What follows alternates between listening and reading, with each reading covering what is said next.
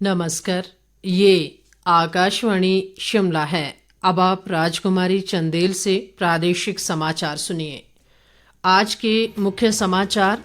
केंद्रीय सूचना व प्रसारण मंत्री अनुराग सिंह ठाकुर ने कहा, हिमाचल प्रदेश की 4 की 4 और देश में चल रही है 400 पार की बयार। उप मुख्यमंत्री मुकेश अग्निहोत्री ने कहा, प्रदेश में पूरी तरह विफल रहा मिशन लोटस।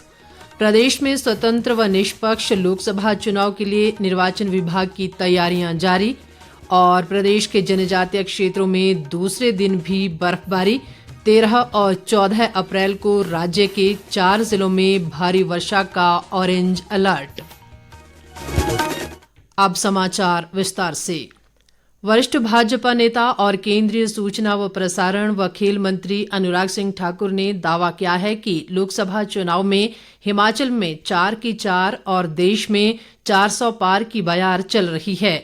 उन्होंने ये भी कहा कि प्रदेश विधानसभा की 6 सीटों पर हो रहे उपचुनाव में भाजपा सभी सीटें बड़े अंतर से जीतने जा रही है।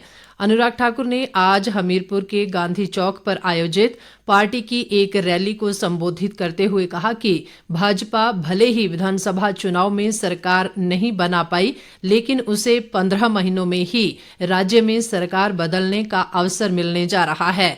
उन्होंने पार्टी नेताओं और कार्यकर्ताओं से राज्य में चारों ओर कमल खिला देने का आह्वान किया और कहा कि प्रधानमंत्री नरेंद्र मोदी ने 10 साल के छोटे से शासनकाल में भारत को दुनिया की 5वीं सबसे बड़ी अर्थव्यवस्था बना दिया है। अनुराग ठाकुर ने ये भी कहा कि वैसे तो देश में नेशनल क्रश बहुत होंगे, लेकिन नेशनल ट्रस्ट सिर्फ प्रधानमंत्री नरेंद्र मोदी की गारंटी है। प्रदेश भाजपा अध्यक्ष राजीव बिंदल ने कहा कि भाजपा सरकार ने अपने कार्यकाल में पूरे प्रदेश का विकास किया, लेकिन मौजूदा कांग्रेस सरकार ने केवल संस्थान बंद करने का ही काम किया है। रैली को नेता प्रतिपक्ष जयराम ठाकुर, भाजपा उम्मीदवार इंद्रदत्त लखनपाल और राजेंद्र राणा तथा विधायक आशीष शर्मा ने संबोधित किया। उप मुख्यमंत्री मुकेश अग्निहोत्री ने कहा है कि हिमाचल प्रदेश देश का ऐसा पहला राज्य बन गया है जहां भाजपा का मिशन लोटस पूरी तरह से विफल रहा है। ऊना जिला के हरोली में आज ब्लॉक कांग्रेस कमेटी के कार्यकर्ता सम्मेलन को संबोधित करते हुए अग्निहोत्री ने भाजपा पर जोरदार राजनीतिक हमले बोले। उन्होंने कहा कि जिन परिस्थितियों में राज्य में चुनाव होने जा रहे हैं वो टेबल टर्न चुनाव हैं और पूरा माहौल कांग्रेस के पक्ष में आ गया है। अग्निहोत्री ने कहा कि भाजपा को राज्य में चुनी हुई सरकार गिराने के प्रयास के लिए प्रदेश की जनता से माफी मांगनी चाहिए। उन्होंने निर्दलीय विधायकों पर भी निशाना साधा और कहा कि ये विधायक राज्य की जनता को बताएं कि वो क्यों अपना पद छोड़ रहे हैं। अग्निहोत्री ने कहा कि यदि निर्दलीय विधायक त्यागपत्र देकर फिर से चुनाव लड़ना चाहते हैं तो ये जनता के साथ धोखा है। नेता प्रतिपक्ष जयराम ठाकुर ने कहा है कि प्रदेश के मौजूदा राजनीतिक हालात और कांग्रेस की स्थिति के कारण मुख्यमंत्री सुखविंदर सिंह सुक्खू बहुत तनाव में हैं, इसलिए उल्टी सीधी बयानबाजी कर रहे हैं।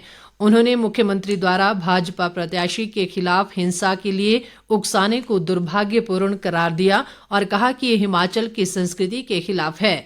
जयराम ठाकुर ने सुखविंदर सिंह सुक्खू को सनातन विरोधी मानसिकता से ग्रसित बताया और कहा कि मुख्यमंत्री पहले भी हिंदुत्व को हराने की बात कर चुके हैं। उन्होंने सुक्खू को सलाह दी है कि वो भाजपा से विधायकों का आंकड़ा पूछने की बजाय ये बताएं कि कांग्रेस के विधायक 43 से 34 कैसे हो गए। जयराम ठाकुर ने लोक निर्माण मंत्री विक्रमादित्य सिंह को अपने काम बताने और भाजपा प्रत्याशी कंगना रणौत को लेकर निजी टिप्पणी न करने की भी सलाह दी। मंडी लोकसभा क्षेत्र से भाजपा प्रत्याशी कंगना रणौत ने कांग्रेस के वंशवादी नेताओं पर उनका बार बार अपमान करने का आरोप लगाया है। कंगना रणौत ने आज मनाली में एक चुनावी जनसभा को संबोधित करते हुए कांग्रेस नेताओं को चुनौती दी कि यदि उनका कोई गौ मांस खाने का वीडियो उनके पास है तो उसे सार्वजनिक करें।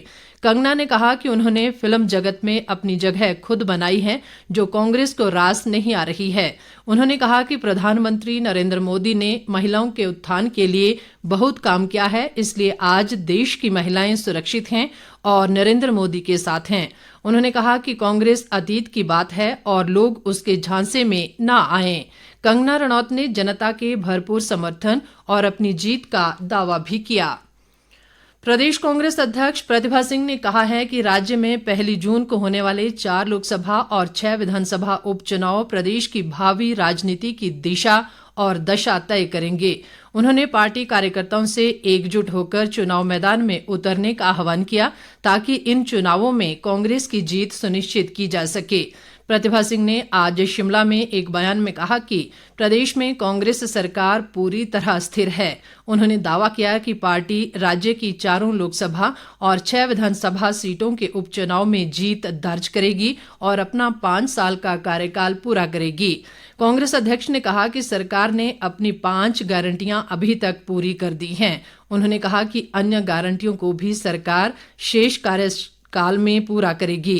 प्रतिभा सिंह ने कहा कि कांग्रेस का राष्ट्रीय स्तर पर जारी घोषणा पत्र पार्टी का विजन दस्तावेज है, जो लोगों की आशाओं और आकांक्षाओं को पूरा करता है। प्रादेशिक समाचार आकाशवाणी शिमला से प्रसारित किए जा रहे हैं। प्रदेश के मुख्य निर्वाचन अधिकारी मनीष गर्ग ने कहा है कि राज्य में 1 जून को होने वाले लोकसभा चुनाव को स्वतंत्र व निष्पक्ष संपन्न करवाने के लिए विभाग द्वारा सभी तैयारियां की जा रही हैं। इस कार्य के लिए चुनाव ड्यूटी में लगे कर्मचारियों को जहां प्रशिक्षण दिया जा रहा है, वहीं सुरक्षा के लिहाज से भी जरूरी प्रबंध किए जा रहे हैं। मनीष गर्ग ने शिमला में कहा कि प्रदेश में आदर्श चुनाव आचार संहिता का कड़ाई से पालन सुनिश्चित किया जा रहा है।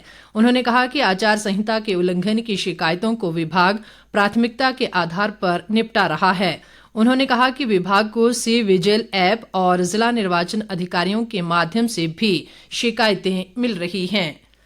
हमीरपुर के वरिष्ठ अधिवक्ता रोहित शर्मा हिमाचल प्रदेश राज्य बार काउंसिल के उपाध्यक्ष चुने गए हैं।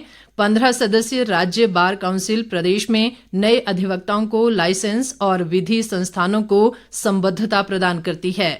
हिमाचल प्रदेश उच्च न्यायालय के अधिवक्ता Lavnish Kanwar state bar council के अध्यक्ष बनाए गए हैं। प्रदेश भाजपा उपाध्यक्ष व विधायक सुखराम चौधरी ने कांग्रेस सरकार पर जनता को गुमराह करने का आरोप लगाया है। सुखराम चौधरी ने आज शिमला में एक बयान में कहा कि बिना विकल्प के स्टाम्प पेपर बंद कर दिए जाने से राज्य की जनता लगातार परेशान है, क्योंकि अधिकारी पुराने स्टाम्प पेपर को स्वीकार नहीं कर रहे। उन्होंने सरकार से स्टाम्प पेपर को लेकर ठोस नीति बनाने की मांग की है, ताकि जनता को राहत मिल सके। किन्नौर के उपायुक्त व जिला निर्वाचन अधिकारी अमित कुमार ने कहा है कि जिले में इस वर्ष विकास कार्यों पर 198 करोड़ रुपए खर्च किए जाएंगे। ये राशि ट्राइबल सब प्लान के तहत मंजूर हुई है। उन्होंने रिकांगपिओ में पत्रकारों से बातचीत करते हुए कहा कि किन्नौर में मौसम की विपरीत परिस्थितियों के कारण वर्किंग समय बहुत कम है। ऐसे में चुनाव आयोग से अनुमति लेकर जनहित के कार्य शुरू किए जाएंगे, ताकि चुनाव आचार संहिता के दौरान विकास कार्य प्रभावित न हों। हिमालय क्षेत्र में सक्रिय हुए पश्चिमी विक्षोभ के प्रभाव से प्रदेश में मौसम ने करवट बदली है। राज्य के जनजातीय जिला लाहौल स्पीति की ऊंची चोटियों पर आज सुबह हल्का हिमपात हुआ, जबकि जिले के निचले इलाके में इस दौरान वर्षा हुई। इससे जिले में फिर से ठंड का असर बढ़ गया है, जिससे मटर की बिजाई में देरी हुई है। ताज़ा बर्फबारी से मनाली लेह सड़क में बर्फ हटाने का कार्य भी प्रभावित हुआ है। सीमा सड़क संगठन की 70 आरसीसी के कमांडिंग ऑफिसर मेजर रविशंकर ने बताया कि ताज़ा बर्फबारी के कारण बारालाचा व आसपास के इलाकों में न्यूनतम तापमान -25 डिग्री तक पहुंच गया है। इस कारण बर्फ हटाने के कार्य में श्रमिकों को मुश्किलें आ रही हैं। यही नहीं, ताज़ा बर्फबारी के कारण हिमस्खलन का खतरा भी बना हुआ है। चंबा, कुल्लू और शिमला जिलों के कुछ स्थानों पर भी आज वर्षा हुई। इससे तापमान में गिरावट आई है। मौसम विज्ञान केंद्र शिमला के निदेशक सुरेंद्र पाल ने कहा कि 13 से 15 अप्रैल तक राज्य में अधिकांश स्थानों पर वर्षा और ऊंचे क्षेत्रों में बर्फबारी की संभावना है। विभाग ने 13 और 14 अप्रैल को राज्य में कुछ स्थानों पर ओलावृष्टि, आंधी चलने और आसमानी बिजली गिरने का ऑरेंज अलर्ट भी जारी किया है। उन्होंने इस दौरान चंबा, कांगड़ा, कुल्लू और मंडी जिलों में कुछ स्थानों पर भारी वर्षा की संभावना जताई है। रमजान का पवित्र महीना संपन्न होने के बाद आज देश भर में ईद उल फितर का पर्व मनाया जा रहा है। इस मौके पर नमाजियों ने ईदगाहों और मस्जिदों में ईद की नमाज अता की। प्रदेश भर में मुस्लिम समुदाय के लोगों ने ईद उल फितर का त्यौहार धूमधाम से मनाया। इस दौरान विभिन्न मस्जिदों में ईद की नमाज अता की गई और लोगों ने गले मिलकर एक दूसरे को बधाई दी। अंत में मुख्य समाचार एक बार फिर। केंद्रीय सूचना व प्रसारण मंत्री अनुराग सिंह ठाकुर ने कहा, हिमाचल प्रदेश की 4 की 4 और देश में चल रही है 400 पार की बयार। उप मुख्यमंत्री मुकेश अग्निहोत्री ने कहा, प्रदेश में पूरी तरह विफल रहा मिशन लोटस। प्रदेश में स्वतंत्र व निष्पक्ष लोकसभा चुनाव के लिए निर्वाचन विभाग की तैयारियां जारी। और प्रदेश के जनजातीय क्षेत्रों में दूसरे दिन भी बर्फबारी। 13 और 14 अप्रैल को राज्य के 4 जिलों में भारी वर्षा का ऑरेंज अलर्ट। इसके साथ ही ये समाचार बुलेटिन समाप्त हुआ। नमस्कार।